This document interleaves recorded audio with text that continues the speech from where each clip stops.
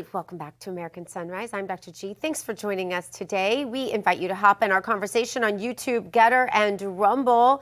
It is time now to take the political pulse of America. And the beat today, a new poll spells trouble for Senate Minority Leader Chuck Schumer. A majority of Americans, including many Democrats, say they disapprove of the way he's handling his job as the Democrat leader in the Senate. Now, according to latest Economist YouGov survey, 52% of voters give Schumer a thumbs down, while just 23% approve of him.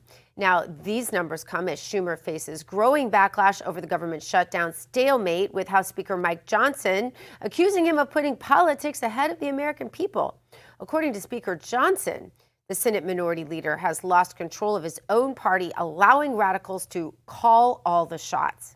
Here was the House Speaker earlier this week. This is a fact, and you should print it this way. The Schumer and Jeffries and their colleagues fear political retribution from the far-left activists in their party more than they fear the consequences of keeping the government closed for weeks on end. For more, let's welcome to American Sunrise Minnesota Senate candidate Royce White. Royce, are you surprised by these poll numbers at all? Absolutely not. They suggest exactly what they should suggest. I think Mike Johnson's 100% spot on. I think there is a growing fear of the far left wing of the Democrat Party from what used to be the centrists. I don't really consider them centrists. I kind of feel like if you capitulate to the extreme end of your party, you're no better than them. But I do understand what Speaker Mike Johnson is saying. And the American people have already spoken on the Democrat Party. Their approval ratings are as low as ever. Scary to see what happened in New York City. Even more scary what's happening here in Minneapolis, given those polls. But overall, I think we got to hold the line. Well, let's talk about the off-year elections in Minneapolis as well, which, of course, the mayoral race out there. So give us the latest on that. But basically, you've got New York and Mamdani, and here we go. We're off to the communist races, and we'll see what happens there. But then you've got this air quote Democrat socialist, call him whatever you want, Royce. I'll let you choose the word. Running for mayor out in Minneapolis, and out there it's kind of quirky, right? I mean, you got to get 50% to stop the runoff, and there was Jacob Fry, the moderate Dem, did not get 50%. So the Democrat socialist in Minneapolis there, and the mayor, he also has a shot to become mayor of Minneapolis. What do you think? What's going on? Absolutely, it's very concerned. Well, first of all, I just call them communists. I call them what they are. Yeah, exactly. And it's very concerning to see that the third and fourth candidates in that race had such a big percentage, being 14 and 10. You carry about 24% of the overall total of the votes.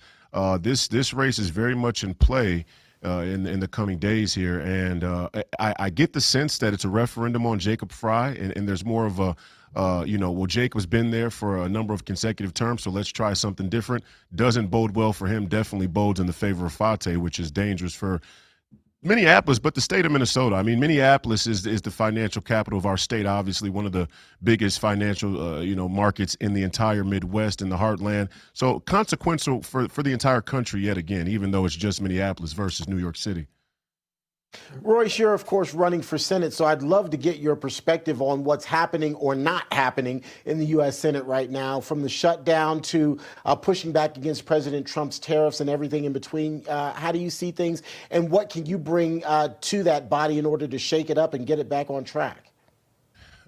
Well, I just think that the United States Senate is a hollowed-out body. I think it's captured by special interests and lobbies. I think that there's kind of a running joke. You can't even really hope to run a successful United States Senate campaign without having, given over to a lobby ahead of time, because you need $10 to $20 million. I mean, I don't really know where people think you go to get $10 to $20 million without giving a piece of this country away on either side of the aisle.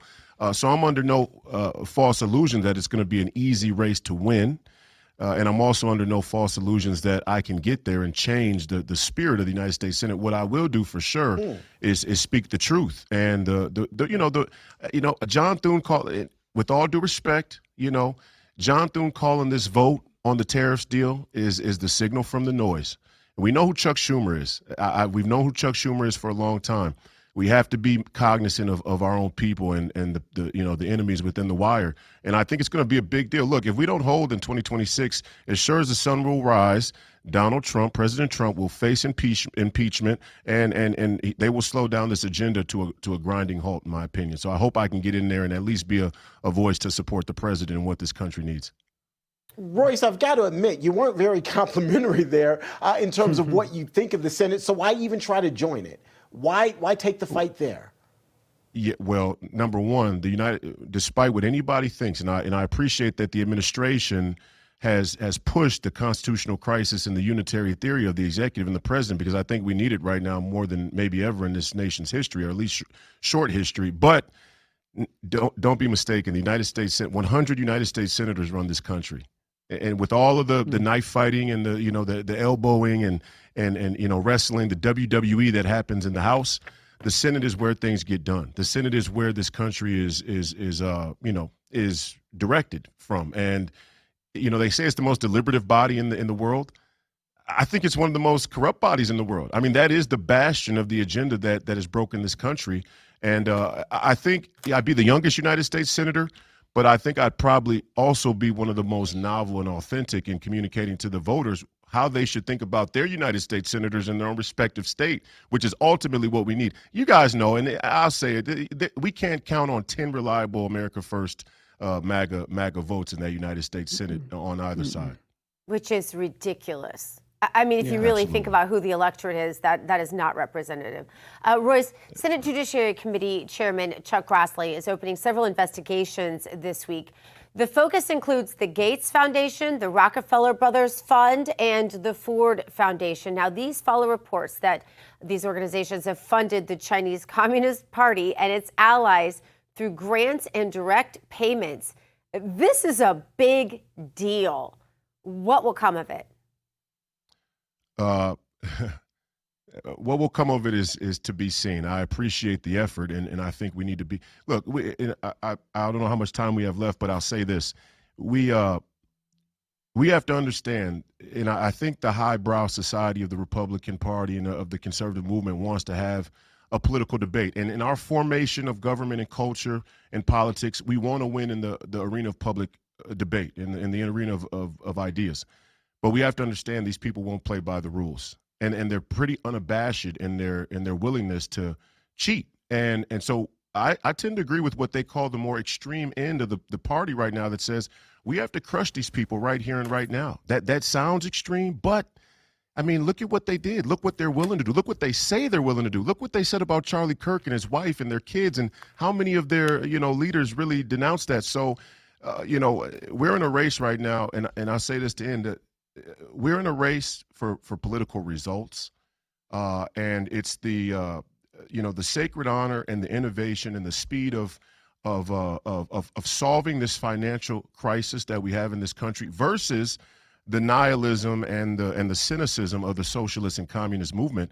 We have to understand that in the absence of us finding a way, like the great Steve Bannon says, to spread some of this wealth around, in the absence of us finding a way to do that, the communist pitch, the Marxist pitch will win, because people do have basic necessities. We have to find a way to dig deep and sort our stuff out in our movement, so that we can remain a party of the working class and not let the communists have our country.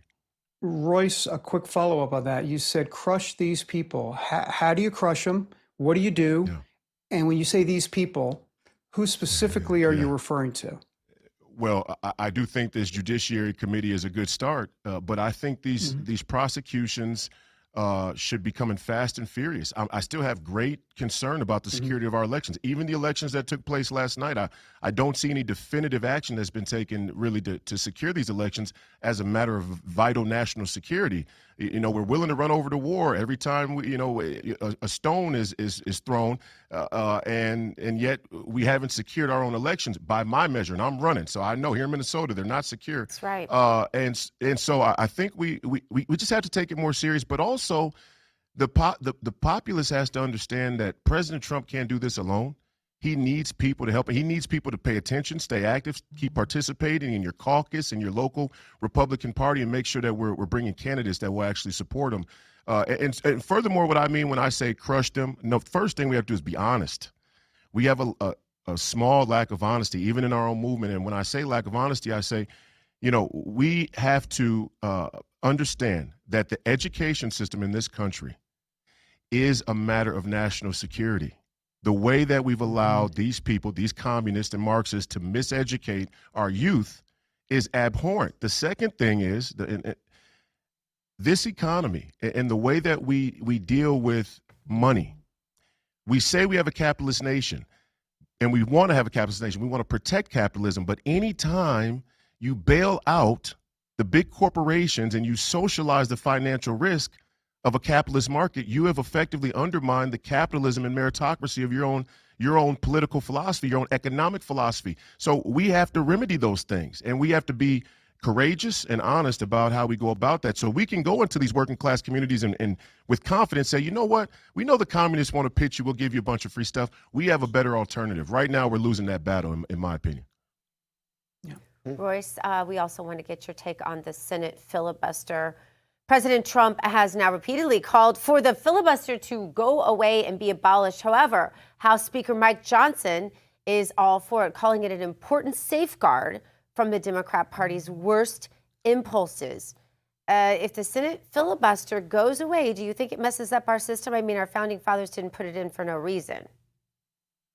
Yeah, I would have to part ways with the president on that. Although I would be happy. The president's a brilliant man. I would be happy to hear how he feels the filibuster is impeding his agenda and the progress of the administration right now, because there may be good merit to it in the immediate context. But over the long haul, like I said, the United States Senate is captured. If I'm not going to be able to filibuster in the United States Senate, what do the American people really want? What do they really want? 100% agree with that. Yeah, no, I agree with you on that. Royce White, best of luck to you. Thanks for joining us today.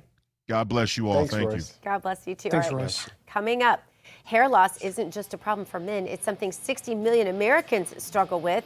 When we come back, a new frontier in hair restoration, bringing new hope for many. We're going to have these details for you just ahead.